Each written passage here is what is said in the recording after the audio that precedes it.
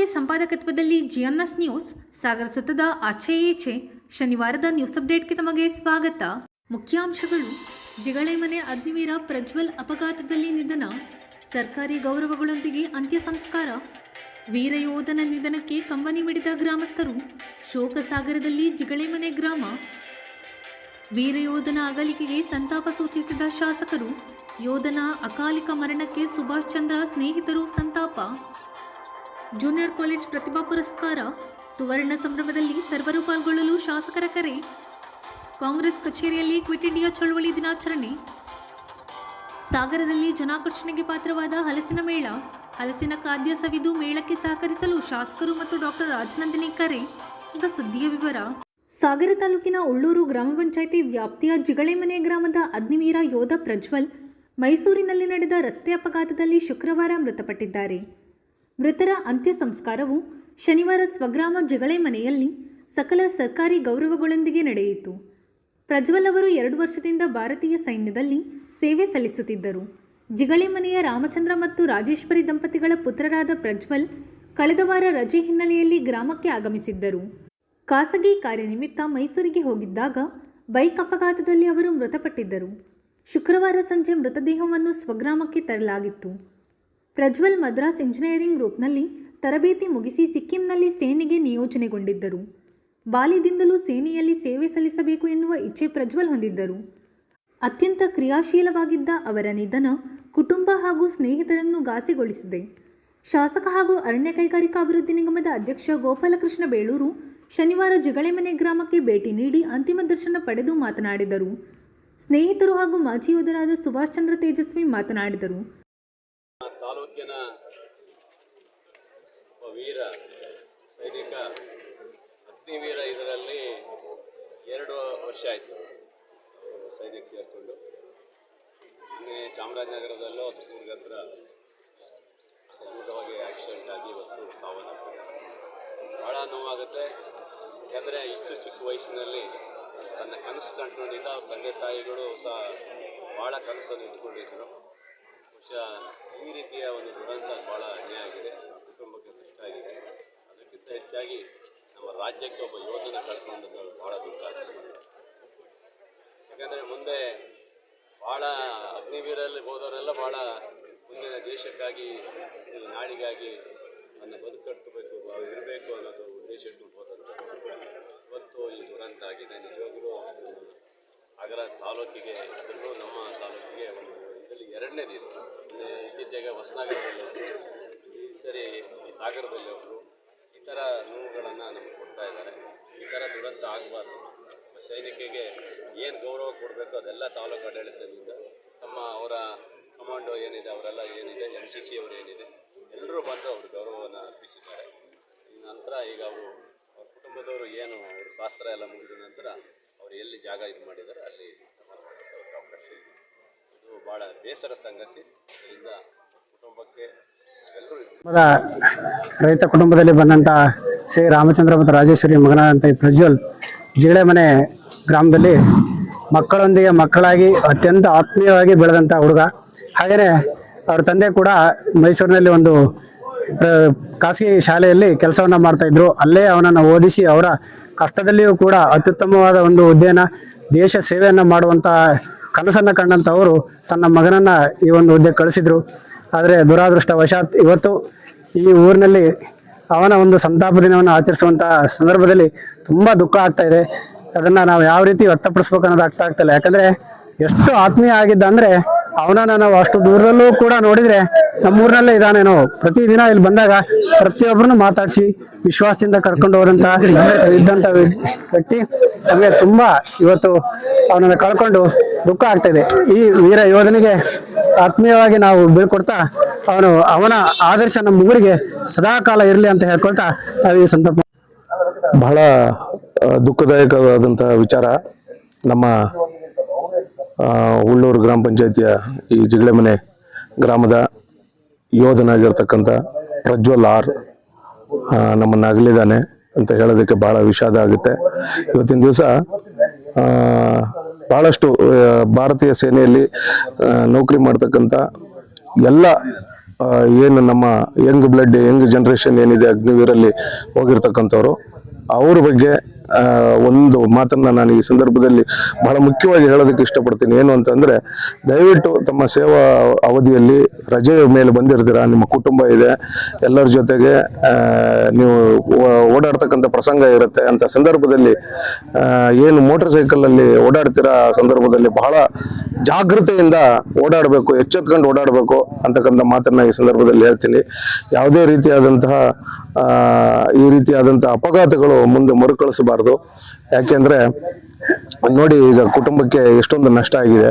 ಕುಟುಂಬಕ್ಕೆ ನಷ್ಟ ಜೊತೆಗೆ ದೇಶಕ್ಕೂ ಕೂಡ ಒಂದು ಟ್ರೈನ್ಡ್ ಸೋಲ್ಜರ್, ತರಬೇತಿಯನ್ನು ಪಡೆದಿರ್ತಕ್ಕಂಥ ಒಬ್ಬ ಸೈನಿಕನನ್ನ ಕಳ್ಕೊಂಡಿದೆ ದೇಶಕ್ಕೋಸ್ಕರ ಪ್ರಾಣ ತ್ಯಾಗ ಮಾಡಬೇಕಾದಂಥವನು ರಸ್ತೆ ಅಪಘಾತದಲ್ಲಿ ನಿಧನ ಹೊಂದಿದಾಗ ಬಹಳಷ್ಟು ಮನಸ್ಸಿಗೆ ಬೇಸರ ಆಗುತ್ತೆ.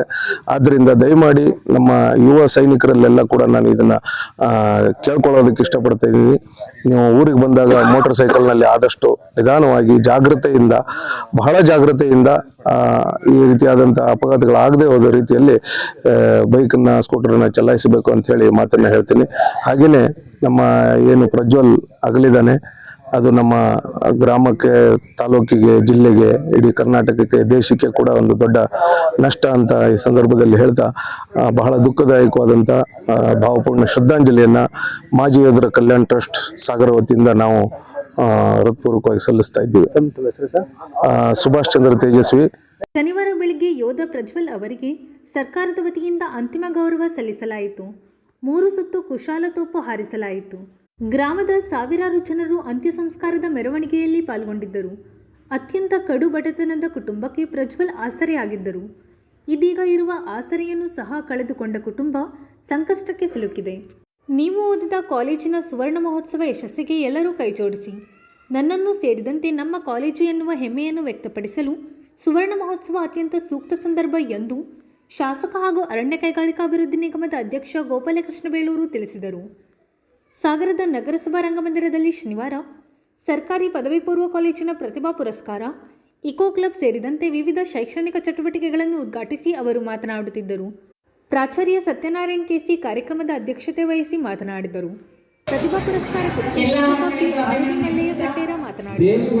ವೇದಿಕೆಯಲ್ಲಿ ನಗರಸಭಾ ಸದಸ್ಯರಾದ ಗಣಪತಿ ಮಂಡಗಳಲ್ಲಿ ಸೈಯದ್ ಶಾಕಿರ್, ರವಿ ಲಿಂಗನಮೂರ್ತಿ, ಅಭಿವೃದ್ಧಿ ಸಮಿತಿಯ ಯೂಸುಫ್, ಉಮೇಶ್ ಸೂರನಗದ್ದೆ, ಬಸವರಾಜ್, ಭವ್ಯ, ಡಾಕ್ಟರ್ ಸರ್ಫರಾಜ್ ಚಂದ್ರಗುತ್ತಿ ಇನ್ನಿತರರು ಹಾಜರಿದ್ದರು. ಸಾನ್ವಿ ಮತ್ತು ಸಂಗಡಿಗರು ಪ್ರಾರ್ಥಿಸಿದರು. ಸಿಂಚನ ಮತ್ತು ಸಂಗಡಿಗರು ನಾಡಗೀತೆ ಹಾಡಿದರು. ವಿಸಿ ಪಾಟೀಲ್ ಸ್ವಾಗತಿಸಿದರು.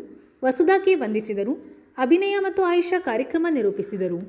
ರಾಜ್ಯದಲ್ಲಿ ಹೆಸರುತರುವಂತ ಕೆಲಸವನ್ನು ನಮ್ಮ ಕಾಲೇಜಿನಲ್ಲಿ ಇವತ್ತು ಕಾಲೇಜ್ ಅಂತ ಹೇಳಿದ್ರೆ ರಾಜ್ಯ ಮಟ್ಟದಲ್ಲಿ ಹೆಸರು ಬಂದಿದೆ. ಅದಕ್ಕೆ ಕಾರಣ ನಮ್ಮ ಎಲ್ಲ ಶಿಕ್ಷಕರು ಬಂದರು. ಅವರನ್ನು ದೊಡ್ಡದಾದ ಕೆಲಸವನ್ನು ಅವರ ಶ್ರಮದಿಂದ ಇವತ್ತು ರಾಜ್ಯದಲ್ಲಿ ಹೆಸರು ಬಂದಿದೆ. ಸರ್ಕಾರಿ ಶಾಲೆ ಇಷ್ಟು ದೊಡ್ಡ ಮಟ್ಟಕ್ಕೆ ಬಂದಿದೆ ಅವರ ಶ್ರಮ ಇದೆ.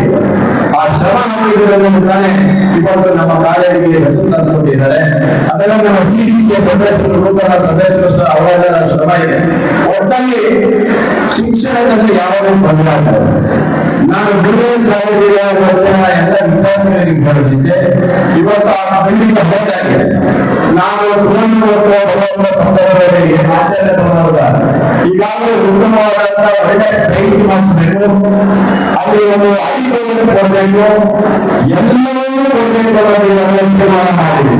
ನಿಮಗೆ ಯಾವುದೇ ಸೌಕರ್ಯದ ಕೊರತೆ ಯಾವುದೇ ಸೌಕರ್ಯದಲ್ಲಿ ವಿಮಾನವನ್ನು ಪಡೆದುಕೊಂಡು ನೀವು ಓದುವ ಕಡೆ ಮಾತ್ರ ಗಮನ ಹರಿಸಬೇಕಿದ್ರೆ ಯಾವುದೇ ಗಮನ ಹರಿಸಬಾರದು. ಬಹಳಷ್ಟು ಜನ ಓದಿದೆ ನೀರು ಬೇಗನೆ ಭಾರತದ ಹುಡುಗರು ಕಂಪ್ಲೇಂಟ್ ಮಾಡಿದ್ದಾರೆ. ದಯವಿಟ್ಟು ಹೇಳಿದ್ರೆ ತಂದೆ ತಾಯಿಗಳು ಎಷ್ಟು ಕಷ್ಟ ಆಗುತ್ತೆ ಕಾಲೇಜಿಗೆ ಕಳಿಸ್ತಾರೆ ಅದನ್ನು ಒಂದು ಸರಿ ಚಿಂತನೆ ಅವರ ಯೋಜನೆಗಳನ್ನು ಯೋಚನೆ ಮಾಡಬೇಕು ಸರಿ. ಯಾಕಂದ್ರೆ ಜೀವನದಲ್ಲಿ ಒಂದು ಹೇಳಿದ್ರೆ ಭವಿಷ್ಯ ಹಾಳಾಗುತ್ತೆ, ಅದಕ್ಕೆ ಆಗ್ಬೇಕು ಹೋಗ್ಬೇಡಿ. ನಿಮ್ಮ ತಂದೆ ತಾಯಿಗಳ ಆಸೆ ಬಹಳ ಇದೆ. ನನ್ನ ಮಗ ಹೀಗಾಗಬೇಕು, ಒಳ್ಳೆ ವಿದ್ಯಾರ್ಥಿ ಆಗಬೇಕು, ಒಳ್ಳೆ ವ್ಯಕ್ತಿ ಆಗಬೇಕು, ಒಳ್ಳೆ ನಾಯಕನಾಗಬೇಕು, ಒಳ್ಳೆ ಇಂಜಿನಿಯರ್ ಆಗಬೇಕು, ಡಾಕ್ಟರ್ ಆಗಬೇಕು ಅಂತ ಕನಸಿಟ್ಟು ಕೂತಿದ್ದಾರೆ. ಅವರು ಎಷ್ಟೋ ಬಹಳಷ್ಟು ಮನೆಯಲ್ಲಿ ಕಷ್ಟದಿಂದ ಓದಿಸುವಂತಹದನ್ನೇ ನೋಡಿದ್ದೀವಿ. ಅದನ್ನೆಲ್ಲ ಒಂದು ಸರಿ ಗಮನದಲ್ಲಿ ಇಟ್ಕೊಂಡು ನಾವು ಭವಿಷ್ಯವನ್ನು ನಿರ್ಧಾರ ಮಾಡಿಕೊಳ್ಬೇಕು ಅಂತ ತಮ್ಮಲ್ಲಿ ಕಿವಿ ಮಾತು ನಾನು ಹೇಳ್ತಾ ಇದ್ದೇನೆ. ಇವತ್ತು ಈ ತರನೇ ನಮ್ಮ ಯುವಕರಲ್ಲಿ ಕಾಲೇಜು ಇವತ್ತು ಎಷ್ಟು ಮಟ್ಟಿಗೆ ಬೆಳೆದಿದೆ ಅಂತ ಆ ಕಾಲೇಜಿಗೆ ಹೇಳಕ್ಕೆ ಇಷ್ಟಪಡ್ತಾ ಇದ್ದಾರೆ. ಸೌಂದರ್ಯವನ್ನು ಕೊಡಬೇಕು. ಯಾವುದೇ ಸೌಂದರ್ಯ ಕಲಿತ ವಿದ್ಯಾರ್ಥಿಗಳನ್ನು ಬರಬಾರದು ಅನ್ನೋ ನಮ್ಮ ಉದ್ದೇಶ. ಯಾವುದೇ ವಿದ್ಯಾರ್ಥಿ ಶಾಲೆ ಕಾಲೇಜಿನಿಂದ ಬಿಡಬಾರದು ನಮ್ಮ ಉದ್ದೇಶ ಇರಬೇಕು. ಅದಕ್ಕಾಗಿ ಇವತ್ತು ಆ ಕಾಲೇಜು ಹೇಗಿತ್ತು ಏನಿಲ್ಲ ಅಂತ 2004 ಒಳಗೆ ತಿಳ್ಕೊಬೇಕಾಗಿ ಆ ನಂತರ ಗೋಪಾಲಕೃಷ್ಣ ಬೇಲೂರು 4ರಲ್ಲಿ ಬಂದಾಗ ಹೇಗೆ ಮಾಡಿದ್ರು ಆ ಕಾಲೇಜನ್ನ ಯಾವ ಮಟ್ಟಕ್ಕೆ ತಗೊಂಡು ಬಂದಿದ್ದೀವಿ ಅನ್ನೋದು ನಿಮ್ಮ ಮನೆಗೆ ಗೊತ್ತಿರಲಿಲ್ಲ. ಆದ್ರಿಂದ ನನ್ನ ಕಾಲೇಜಿನ ವಿದ್ಯಾರ್ಥಿಗಳಿಗೆ ಕಿವಿ ಮಾತು ಇಷ್ಟೇ, ನೀವು ಚೆನ್ನಾಗಿ ಓದಿ ನಮ್ಮ ಕಾಲೇಜಿಗೆ ಆಗಬೇಕು. ಯಾಕಂದ್ರೆ ಒಳ್ಳೆ ಶಿಕ್ಷಣ ಸಿಗ್ತದೆ. ಆ ಶಿಕ್ಷಣ ಸಿಗುವಂತ ಕಾಲೇಜನ್ನ ನಾವು ಎತ್ತರಕ್ಕೆ ಏರಿಸಬೇಕು ಬಿಟ್ರೆ ಕೆಳಮಟ್ಟಕ್ಕೆ ಹೋಗಬಾರದು. ನಿಮಗೆ ಯಾವುದೇ ಸೌಂದರ್ಯ ಕೊರತೆ ಆಗಿರೋದನ್ನು ನೋಡುವ ಜವಾಬ್ದಾರಿ ನಂದಿರುತ್ತೆ ಅನ್ನೋ ಮಾತನ್ನು ನಿಮಗೆ ಹೇಳಕ್ಕೆ ಇಷ್ಟಪಡ್ತೇನೆ. ಇದರ ಜೊತೆಗೆ ಕ್ರೀಡೆಯಲ್ಲೂ ಸಹ ವಿದ್ಯಾರ್ಥಿಗಳು ಮುಂದೆ ಇದ್ದಾರೆ. ಇವತ್ತು ನಮ್ಮ ಪ್ರೊಫೆಸರ್ಗಳು ಇದ್ದಾರೆ, ಕಾಲೇಜಲ್ಲಿ ಇದ್ದಾರೆ, ಎಲ್ಲರ ಇದರಲ್ಲೂ ಸಹ ವಿದ್ಯಾರ್ಥಿಗಳ ಸಾಧನೆಗಳು ಬಹಳಷ್ಟು ತುಂಬಾ ಎತ್ತರಕ್ಕೆ ಬರ್ತಾ ಇರಬೇಕಾದ್ರೆ ನಾನೆಲ್ಲರೂ ಸಹಕಾರ ಆಗಬೇಕಾಗಿದೆ. ನಾವು ಜಾಸ್ತಿ ಮಾತಾಡೋದಲ್ಲ, ಯಾಕಂದ್ರೆ ಮುಂದಿನ ಕಾರ್ಯಕ್ರಮಕ್ಕೆ ಎಲ್ಲರೂ ಕಾಯ್ತಾ ಇದ್ದೀರಿ. ಈ ಇದರಲ್ಲಿ ನಾನು ಜಾಸ್ತಿ ಮಾತಾಡಿ ಒತ್ತಡ ಹಾಕ್ಲಿಕ್ಕೆ ಹೋಗುವುದಿಲ್ಲ. ಆದ್ರೆ ಒಂದೇ ಒಂದು ಮಾತು, ನಾವು ಏನು ಓದಿದಂತ ಕಾಲೇಜಿಗೆ ನಿಮ್ಮೆಲ್ಲರ ಸಹಕಾರ ಕೊಡಬೇಕು. ಪ್ರಿನ್ಸಿಪಾಲ್ ಹೇಳಿದ್ದೀರಿ, ಹಳೆಯ ವಿದ್ಯಾರ್ಥಿಗಳು ಯಾರ್ಯಾರಿದ್ದಾರೆ ಅವರೆಲ್ಲರನ್ನು ಕಳಿಸಬೇಕು ಅನ್ನೋ ನಿಟ್ಟಿನಲ್ಲಿ ನಾವು ಇದ್ದೀವಿ. ಅವ್ರಿಗೆಲ್ಲರೂ ಒಂದೊಂದು ಒಟ್ಟು ಮಾಡಿ ಯಾರು ಬರ್ತಾರೋ ಬಿಡ್ತಾರೋ ಗೊತ್ತಿಲ್ಲ, ಮತ್ತು ಬಂದೇ ಬರ್ತಾರೆ. ನನ್ನ ಕಾಲೇಜು ನನ್ನ ಊರಿನ ಕಾಲೇಜು ಅಂತ ಪ್ರೀತಿ ಇದೆ. ಎಲ್ಲ ವಿದ್ಯಾರ್ಥಿಗಳು ಬಹಳ ಮುಖ್ಯವಾಗಿ CET ಎಕ್ಸಾಮ್ನಲ್ಲಿ ಇಡೀ ಸ್ಟೇಟಿಗೆ 1000 ಒಳಗಡೆಗೆ ರ್ಯಾಂಕ್ ತಗೊಂಡಿರುವಂಥ ವಿದ್ಯಾರ್ಥಿ ಇದ್ದಾರೆ. 90% 98% ತೆಗೆದಿರೋ ವಿದ್ಯಾರ್ಥಿಗಳಿದ್ದಾರೆ. ಅವರಿಗೆಲ್ಲ ಇವತ್ತು ಪ್ರತಿಭಾ ಪುರಸ್ಕಾರ ಇದೆ, ಶಾಸಕ ಕೈಯಿಂದ ಮಾಡ್ತೀವಿ. ಇವತ್ತು ಇದರ ಉದ್ದೇಶ ಏನು ಅಂತಂದರೆ, ಮುಂದಿನ ವಿದ್ಯಾರ್ಥಿಗಳಿಂದ ಸ್ಫೂರ್ತಿಗೊಂಡು ನಾವು ಸಹ ಅದು ರಾಜ್ಯ ಮಟ್ಟದಲ್ಲಿರ್ಬೋದು ಅಥವಾ ರಾಷ್ಟ್ರ ಮಟ್ಟದಲ್ಲಿರ್ಬೋದು ಒಂದು ಸಾಧನೆ ಮಾಡಲಿಕ್ಕೆ ಸ್ಫೂರ್ತಿ ಆಗಲಿ ಅಂತೇಳಿ ನಾವು ಕೇಳ್ಕೊಳ್ತಾ ಇದ್ದೇನೆ. ಈ ಒಂದು ಸ್ವರ್ಣ ಸಂಭ್ರಮಕ್ಕೆ ನಮ್ಮ ಹಳೆಯ ವಿದ್ಯಾರ್ಥಿಗಳು, ನಿಮ್ಮ ಅಪ್ಪ ಅಮ್ಮ ಇರ್ಬೋದು ಅಥವಾ ಅಣ್ಣ ತಮ್ಮ ಇರ್ಬೋದು, ಅವ್ರನ್ನೆಲ್ಲ ನಾವು ಈ ಕಾರ್ಯಕ್ರಮದಲ್ಲಿ ತೊಡಗಿಸ್ಕೊಳ್ಳುವಂಥ ನಿಟ್ಟಿನಲ್ಲಿ ನೀವೆಲ್ಲರೂ ಸಹಕಾರ ಕೊಡಬೇಕು. ಮತ್ತು ನಿಮ್ಮ ಪ್ರತಿಭೆಯನ್ನು ಆವರಣ ಮಾಡುವಂಥ ಎಲ್ಲ ರೀತಿಯಾದ ಕಾರ್ಯಕ್ರಮಗಳು ಇರ್ತದೆ. ಈ ಒಂದು ಸಂದರ್ಭದಲ್ಲಿ ನಿಮಗೆಲ್ಲರಿಗೂ ಮತ್ತೊಮ್ಮೆ ಈ ಒಂದು ಸುವರ್ಣ ಸಂಭ್ರಮದಲ್ಲಿ ಭಾಗವಹಿಸುವಂಥ ನಮ್ಮೆಲ್ಲ ಒಂದು ಅವಕಾಶ ಇದೆ. ಇದು ನಮ್ಮ ಜೀವನದಲ್ಲೂ ಇದು ಕೊನೆಯ ಅವಕಾಶ. ನಿಮ್ಮ ಜೀವನದಲ್ಲೂ ಬಹುಶಃ ಮತ್ತು ಈ ಕಾಲದಲ್ಲಿ ನೀವು ಇರೋದಿಲ್ಲ. ಯಾಕಂದರೆ 25 ವರ್ಷ ಸುವರ್ಣ ಸಂಭ್ರಮ ಅವಾಗ ಬೆಳ್ಳಿ ಹಬ್ಬ ಆಗಿಲ್ಲ. 50 ವರ್ಷದಲ್ಲಿ ನಾವೆಲ್ಲ ಇದ್ದೀವಿ. ಇನ್ನು 75ನೇ ವರ್ಷದಲ್ಲಿ ನಾವೆಲ್ಲ ಖಂಡಿತ ಇರೋದಿಲ್ಲ. ಕೆಲವೇ ಇರ್ಬೋದು ಏನೋ. ನಮಗೊಂದು ಒಳ್ಳೆ ಅವಕಾಶ ಬಂದಿದೆ. ಅದಕ್ಕೆ ಎಲ್ಲದೂ ಅದು ನಗರಸಭೆ ಸದಸ್ಯರು, ಅಧ್ಯಕ್ಷರಿರ್ಬೋದು, ಸಾಗರದ ಎಲ್ಲ ನಾಗರಿಕರು, ಎಲ್ಲ ಹಳೆಯ ವಿದ್ಯಾರ್ಥಿಗಳು, ಅದು 2-3 ತಲೆಮಾರು ಓದೋರಿದ್ದಾರೆ ಈ ಸಾಗರದಲ್ಲಿ ನಮ್ಮ ಕಾಲೇಜಿನಲ್ಲಿ. ಅವರೆಲ್ಲ ಸಹಕರಿಸಿ ನಮ್ಮ ಕಾಲೇಜು ಇಡೀ ರಾಜ್ಯದಲ್ಲಿ ಅತ್ಯಂತ ಹೆಚ್ಚು ವಿದ್ಯಾರ್ಥಿಗಳನ್ನು ಹೊಂದಿರುವಂಥ ಸರ್ಕಾರಿ ಕಾಲೇಜಾಗಿದೆ. ಬರೀ ರಿಸಲ್ಟ್ ಅದು ಅಂಕೆ ಸಂಖ್ಯೆಯಲ್ಲಿ ಮಾತ್ರ ಅಲ್ಲ, ರಿಸಲ್ಟನ್ನು ಸಹ ಯಾವ ಸರ್ಕಾರಿ ಕಾಲೇಜು ಪಡೆದೇ ಇರುವಂಥ ಒಂದು ರಿಸಲ್ಟನ್ನು ಕೊಡ್ತಾ ಇದ್ದಾರೆ. ಅದಕ್ಕೆಲ್ಲ ಕಾರಣವಾಗಿರುವಂಥ ನಮ್ಮ ವಿದ್ಯಾರ್ಥಿಗಳಿಗೆ, ಅವರ ಪೋಷಕರಿಗೆ, ನಮ್ಮ ಕಾಲೇಜು ಅಭಿವೃದ್ಧಿ ಸಮಿತಿಯ ಸಾಗರ ಗಾಂಧಿ ಮಂದಿರದಲ್ಲಿ ಶನಿವಾರ ಬ್ಲಾಕ್ ಕಾಂಗ್ರೆಸ್ ಸಮಿತಿ ವತಿಯಿಂದ ಏರ್ಪಡಿಸಿದ್ದ ಕ್ವಿಟ್ ಇಂಡಿಯಾ ಚಳುವಳಿ ಕಾರ್ಯಕ್ರಮವನ್ನು ಶಾಸಕ ಹಾಗೂ ಅರಣ್ಯ ಕೈಗಾರಿಕಾಭಿವೃದ್ಧಿ ನಿಗಮದ ಅಧ್ಯಕ್ಷ ಗೋಪಾಲಕೃಷ್ಣ ಬೇಳೂರು ಉದ್ಘಾಟಿಸಿದರು.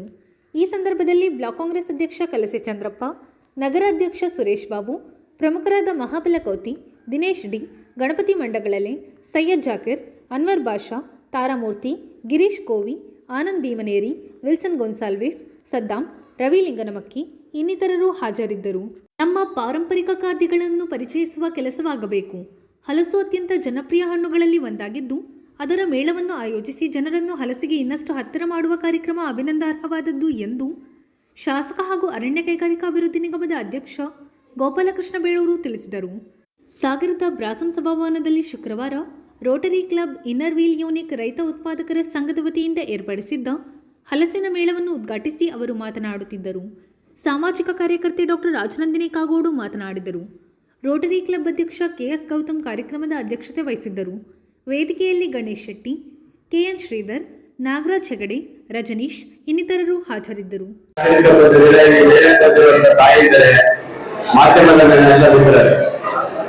ಬಹಳ ಖುಷಿ ಆಗುತ್ತೆ. ನಿಜವಾಗ್ಲೂ ಯಾರೋ ಭಾಷಣ ಕೇಳೋರು ಯಾರು ಇಲ್ಲ ನನ್ನ ಜೊತೆ. ಆದ್ರೂ ಇವತ್ತಿನ ಒಂದು ಕಾನ್ಸೆಪ್ಟ್ ತುಂಬಾ ಚೆನ್ನಾಗಿದೆ. ಸಾಗರದ ಒಂದು ಕ್ಷೇತ್ರದಲ್ಲಿ ನಮ್ಮೆಲ್ಲ ಈಗ ಇನ್ನೊಂದು ತಂಡಗಳೆಲ್ಲ ಸೇರಿ ಗಣೇಶ್ ಶೆಟ್ಟಿ ಮತ್ತು ಗೌತಮ್ ಅವರ ಸ್ನೇಹಿತರೆಲ್ಲ ಸೇರಿ ಒಂದು ಹದ್ದಿನ ಮೇಳ ಮಾಡಬೇಕು ಅಂತ ಹೇಳಿ ಬಹಳ ಅದ್ದೂರಿಯಾಗಿ ಮಾಡಿದ್ದಾರೆ. ಕುಂದಾಪುರ ಭಾಗದಲ್ಲಿ ತುಂಬಾ ಚೆನ್ನಾಗಿ ಮಾಡಿದ್ದಾರೆ. ಅಲ್ಲಿ ಸುಮಾರು ಒಂದು 2 ಲಕ್ಷ ಜನ ಬಂದು ಸೇರಿರುವಂತ ಮಾಹಿತಿ ಕೊಡಿ. ಆದ್ರೆ ಸಾಗರದಲ್ಲಿ ಇವತ್ತೇ ಇಷ್ಟು ಜನ ಇದ್ದಾರೆ ಅಂದ್ರೆ ನಾಳಿಂದ ಮೇಲಿದ್ದಾರೆ ಎಷ್ಟು ಜನ ಸೇರ್ಬೋದು ಅಂತ ಹೇಳ್ತಾರೆ. ನಾನು ಈ ಬರ್ತಾ ಒಂದು ಜಿಲ್ಲೆಗೆ ತಿಂದೆ, ಅದು ಹಲಸಿನಲ್ಲಿ ಜಿಲ್ಲೆ. ಅಂದ್ರೆ ಹಲಸಿನ ಹಣ್ಣಿನಿಂದ ಹಲವಾರು ಇವತ್ತು ತಮ್ಮ ಪದಾರ್ಥಗಳನ್ನ ಈ ಭಾಗದ ಜನರು ಮಾಡ್ತಾ ಇದ್ದಾರೆ, ಬೇರೆ ಬೇರೆ ಕಡೆಯಿಂದಲೂ ಬಂದಿದ್ದಾರೆ. ಅದರಿಂದ ಇಂಥ ಒಂದು ಹಬ್ಬದ ವಾತಾವರಣದಲ್ಲಿ ಮತ್ತು ಈ ಒಂದು ಮೇಳ ನಡೀತಾ ಇದೆ. ಇದಕ್ಕೆ ಸಾಗರದ ಜನ ಸಂಪೂರ್ಣವಾದಂತಹ ಸಹಕಾರ ಕೊಡಬೇಕು. ಯಾಕಂದ್ರೆ ಒಂದು ಸಾಧನೆ ಮಾಡಕ್ ಬಂದಿದ್ದಾರೆ, ನಮ್ಮ ಸಾಗರದಲ್ಲಿ ಮಾಡಬೇಕು. ಇಲ್ಲಿ ಎಲ್ಲ ಜನರಿಗೂ ಸಹ ಹಲಸಿನ ಹಣ್ಣಿನ ಪದಾರ್ಥಗಳನ್ನ ಅವರಿಗೆ ತಿನ್ನಲಿಕ್ಕೆ ಅವಕಾಶ ಮಾಡಿಕೊಡ್ಬೇಕಂತ ಹೇಳಿ ಇವತ್ತು ಈ ಸಂಘಟನೆಯವರು ಮಾಡಿದ್ದಾರೆ. ಅವರಿಗೆ ನಿಮ್ಮೆಲ್ಲ ಜೋರದ ಒಂದು ಚಪ್ಪಳೆ ಹೊರಬೇಕು ಅಂತ ಮಾತನ್ನು ಹೇಳಿ. ಯಾಕಂದ್ರೆ ಇವತ್ತು ಹಲಸಿನ ಹಣ್ಣು ನಾವು ಮಲೆನಾಡಿನಲ್ಲಿ ಹಲಸಿನ ಹಣ್ಣು ಏನಾಗಿದೆ ಅಂತ ಹೇಳಿದ್ರೆ ಈಗ ಮಳೆಗಾಲದಲ್ಲಿ ಸ್ವಲ್ಪ ನೀರು ಬರುತ್ತೆ, ಅಂದ್ರೆ ಸಸ್ಯ ಆಗಿರುತ್ತೆ. ಆದ್ರೆ ಇಲ್ಲಿ ತುಮಕೂರು ಆ ಭಾಗದಲ್ಲಿ ಮಳೆ ಕಮ್ಮಿ ಆಗಿರೋದ್ರಿಂದ ಆ ಭಾಗದಲ್ಲಿ ಹಲಸಿನ ಹಣ್ಣು ತುಂಬಾ ಚೆನ್ನಾಗಿರುತ್ತೆ, ಬಹಳ ರುಚಿಕರವಾಗಿರುತ್ತೆ. ಅದರಿಂದ ಆ ಭಾಗದಿಂದ ತಗೊಂಡು ಇಲ್ಲಿ ಶುರು ಮಾಡಿದ್ದಾರೆ. ನಿಜವಾಗ್ಲೂ ಖುಷಿ ಆಗುತ್ತೆ. ಸಾಗರದ ಜನ ಇಂಥ ಒಂದು ಪದಾರ್ಥವನ್ನ ತಿನ್ನುವ ಮೂಲಕ ಅವರಿಗೆ ಸಂಪೂರ್ಣ ಸಹಕಾರ ಕೊಡಲಿ, ನಮ್ಮ ಸಹಕಾರದ ಇದೆ ಅಂತ ಹೇಳ್ತಾ ಇವತ್ತಿನ ಈ ಕಾರ್ಯಕ್ರಮವನ್ನು ಬಹಳ ಖುಷಿಯಿಂದ ಸಾಗರದ ಜನತೆಗೆ ಕೊಟ್ಟಿದ್ದೀರಾ. ನಿಮಗೆ ಮೊದಲು ಧನ್ಯವಾದ ಹೇಳಬೇಕು. ಈಗ ನಿಮ್ಮ ಬ್ರಹ್ಮಾವರದಲ್ಲಿ ಮತ್ತೆ ಭಟ್ಕಳದಲ್ಲಿ ಮಾಡುವಂತ ಹಲಸಿನ ಮೇಳ ಬಹಳ ಪ್ರಚಲಿತವಾಗಿತ್ತು. ನೀವು ಹೇಳಿದಾಗೆ 40ಕ್ಕಿಂತ ಜಾಸ್ತಿ ಹಲಸಿನ ಖಾದ್ಯಗಳು ಇವತ್ತು ಇಲ್ಲಿ ನಿಮಗೆ ಸವಿಲಿಕ್ಕೆ ಸಿಗುತ್ತೆ.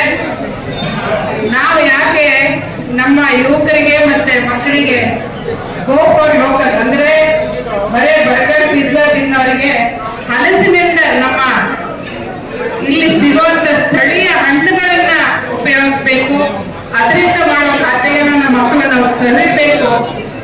ಯಾಕೆ ಯಾವಾಗ ನಾವು ಸಿಕ್ಕಂತ ಹಣ್ಣನ್ನು ಯಾಕೆ ಯೋಚನೆ ಮಾಡ್ತೀವಿ? ಇಲ್ಲಿ ಸಿಗುವಂತ ಹಣ್ಣನ್ನ ನಾವು ಎಲ್ಲರೂ ತಿನ್ಬೇಕು. ಹೇಳ್ಬೋದು ಆ ಸೀಸನ್ ಅಲ್ಲಿ ಏನ್ ಸಿಗುತ್ತೋ ಅದನ್ನ ತಿನ್ಬೇಕು. ಈಗ ಮಾವಿನ ಹಣ್ಣು ತುಂಬಾ ಸ್ವೀಟ್ ಅಂತಾರೆ, ಡಯಾಬಿಟಿಸ್ ಅವ್ರು ತಿನ್ಬಾರ್ದು ಅಂತಾರೆ. ಆದ್ರೆ ಒಂದು ಲಿಮಿಟ್ ಅಲ್ಲಿ ತಿಂದಾಗ ಅದು ಏನೂ ಆಗುದಿಲ್ಲ. ಅದಕ್ಕೆ ಯಾರು ಅಷ್ಟೇ ಡಯಾಬಿಟಿಸ್ ಇದ್ದಾಗ ಒಂದು ನಿಯಮಿತ ಡಯಟ್ ಅಲ್ಲಿ ಇರ್ತಾರೆ. ಆದ್ರಿಂದಾಗಿ ಅವ್ರೇನ್ ತಿನ್ನಕ್ ಜಾಸ್ತಿ ಹೋಗಲ್ಲ. ಆದ್ರೆ ಆ ಸೀಸನ್ ಅಲ್ಲಿ ಸಿಗೋ ಹಣ್ಣುಗಳನ್ನ ತಿಂದ್ರೆ ನಮಗೂ ಒಳ್ಳೇದು, ದೇಹಕ್ಕೂ ಒಳ್ಳೇದು, ಹಾಗೂ ನಮ್ಮ ಜನರಿಗೆ ಕೃಷಿಕರಿಗೆ ಒಂದು ಬಹಳಷ್ಟು ಒಂದು ಅವರು ನಮಗಿರುವಂತ ಬೇಡಿಕೆಯನ್ನು ಪೂರೈಸಲಿಕ್ಕೆ ಒಂದು ಉತ್ತೇಜನ ಕೊಟ್ಟಾಗುತ್ತೆ. ನಮ್ಮ ಕೃಷಿಕರಿಗೆ ಇಲ್ಲಿ ಬೆಳೆದು ಈ ರೀತಿಯ ಖಾದ್ಯಗಳನ್ನು ಮಾಡಿ ಮಾರಾಟ ಇದು ಶನಿವಾರದ ಸಮಗ್ರ ಸುದ್ದಿ. ನಿರಂತರ ಸುದ್ದಿಗಾಗಿ ನೋಡ್ತಾ ಇರಿ GMS ನ್ಯೂಸ್. ನಮಸ್ಕಾರ.